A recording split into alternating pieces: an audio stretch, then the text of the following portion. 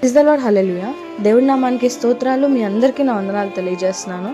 ఈ దినం కొరకు దేవుడు సిద్ధపరిచినటువంటి మాటలు, ప్రియ సహోదరి సహోదరుడా, నిన్ను గూర్చి ఇతరులు మాట్లాడే మాటల విషయమై ఎంతగానో బాధిస్తున్నావా? హృదయంలో ఎంతగానో గుచ్చుకుంటున్నాయా? అటువంటి పరిస్థితుల్లో నీవు ఏ రీతిగా ఆలోచిస్తున్నావు? తిరిగి వారిని అదే మాటలు మాట్లాడడం ద్వారా వారిని బాధ పెట్టాలి, వారిని హృదయం గాయం చేయాలి అని దేవుని ఎరిగినటువంటి నీవు ఆలోచిస్తున్నట్లయితే ఈ ఉదయకాల సమయంలో దేవుడు నీతోనే మాట్లాడుతున్నారు. ఎఫెసీ పత్రిక 6:17 దేవుని వాక్యమును ఆత్మ ఖడ్గమును ధరించుకొనుడి. హల్లెలూయా.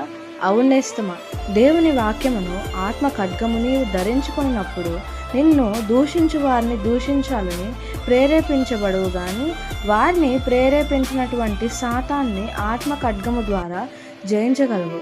యేసుప్రభులు వారు 40 దినాలు ఉపవాసం ముగించిన మీదట సాతాను శోధించినాడు, కానీ దేవుడు మాత్రం ఆయన వాక్యం మాట ద్వారానే సమాధానం ఇచ్చి జయించారు.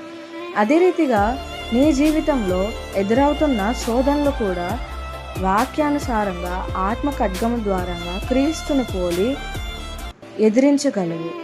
అట్టి కృప దేవుడి నీకు దయచేయునుగాక. ఆమేన్.